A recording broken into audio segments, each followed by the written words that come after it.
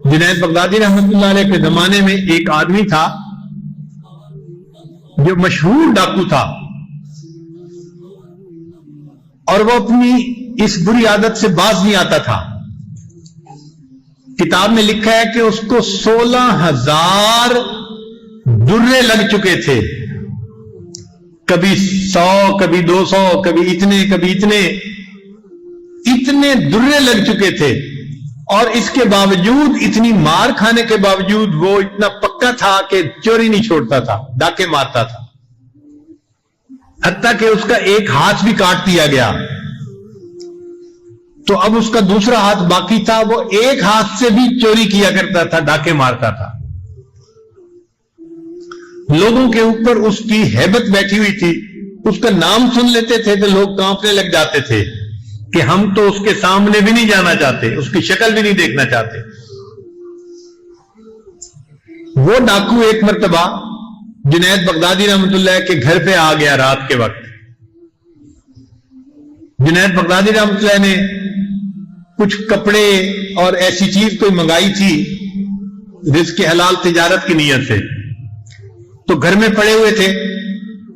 वो जब घर में दीवार कूद के आ गया तो उसने सोचा कि चलो मैं ये 2-3 गठड़ियां उठा के ले जाता हूं। अब उसने गठड़ी तो बांध ली, लेकिन हाथ एक था, उसको उठा के ले जाना उसको मुश्किल नजर आता था। तो वो डाकू इंतजार में था कि मुझे कोई हेल्पर मिले और ये गठड़ियां मैं उठा के अपनी जगह पे लेके जाऊं। इतने में जुनैद बगदादी रहमतुल्लाह तहज्जुद के लिए उठे और वो अपने घर के सहन में आए। तो डाकू ने उनको देखा, तो डाकू समझा कि ये इस घर का कोई नौकर है और ये उठ के आ गया है। तो डाकू ने उसको बड़ी सख्त आवाज में कहा, इधर आओ और ये गठरी उठा के मेरे सर पे रखो। तो जैसे उसने रोब से कहा तो वो बंदा आ गया और उसने आके उसको गठरी उठा के सर पे रखने में मदद की। तो डाकू समझ गया कि मैं जो कह रहा हूं ये मेरी बात मान रहा है, तो मैं अपने सर पे क्यों गठरी रखूं, इसी के सर पे रखूं। तो फिर उसने कहा नहीं नहीं, मेरे सर पे मत रखो, तुम इसको अपने सर पे उठाओ। तो जुनैद बगदादी इसके लिए भी तैयार। तो उसने अपने एक हाथ से मदद की और गठरी उठा के जुनैद बगदादी के सर पे रख दी और उसको कहने लगा कि जल्दी चलो, इसे तुमने मेरे घर तक पहुंचाना है और फजर का वक्त होने में कम वक्त है, लिहाजा जल्दी चलो। अगर तुमने देर की चलने में तो मैं पीछे से तुम्हें डंडा लगाऊंगा। अब जुनैद बगदादी अपना माल अपने सर पे रखा हुआ है और उसके घर की तरफ जा रहे हैं। अब वो तो रोजाना चोरी करता था, इसलिए वो तो सेहतमंद था और तवाना था, और जुनैद बगदादी रहमतुल्लाह अलैह तो कमजोर थे, सांस चढ़ गया, थक गए। पीछे से वो डंडे मार रहा है और जुनैद बगदादी रहमतुल्लाह उसका सामान लेके चल रहे हैं, हत्ता कि उसके घर वो गठड़ी पहुंचा दी। जब गठड़ी घर पहुंच गई तो डाकू को तसल्ली हो गई कि आज मैंने कुछ ना कुछ माल चोरी कर लिया। जुनैद बगदादी वापस आ गए। अब वो बंदा जो डाकू था वो आराम से रात को सोया।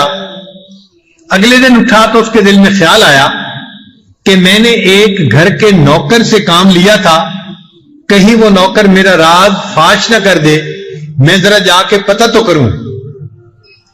तो उसने सोचा मैं जाता हूं और उस घर के करीब जाके देखूंगा, अगर तो वहां लोग ज्यादा होंगे तो मुझे पता चल जाएगा कि ये तफ्तीश कर रहे हैं चोर के बारे में, और अगर खामोशी होगी तो मुझे पता चल जाएगा कि उस नौकर ने मेरा राज फाश नहीं किया। चुनाचे वो चलता चलता जुनैद बगदादी के घर के करीब आया। वहां आके उसने देखा कि लोग कतार में आ रहे हैं और उस घर में दाखिल हो रहे हैं, और आने वाले सारे लोग वो हैं जिनके चेहरों पे नूर नजर आता है, जिनके चेहरों पे सुन्नत नबवी नजर आती है और जिनके चेहरों पे नेकी नजर आती है। बड़ा हैरान हुआ। उसने एक बंदे से पूछा आप लोग कहां जा रहे हैं? उसने कहा तुम्हें पता नहीं, ये घर एक बहुत बड़े शेख का घर है। उसने कहा अच्छा, क्या उस शेख को मैं देख सकता हूं? اس نے کہا ہاں دیکھ سکتے ہو، میرے ساتھ آؤ۔ چنانچہ وہ ڈاکو اپنا ایک ہاتھ اس نے چھپا لیا کپڑے کے اندر کہ لوگوں کو پتہ نہ چل جائے کہ میرا ایک ہاتھ کٹا ہوا ہے اور میں وہ ڈاکو ہوں۔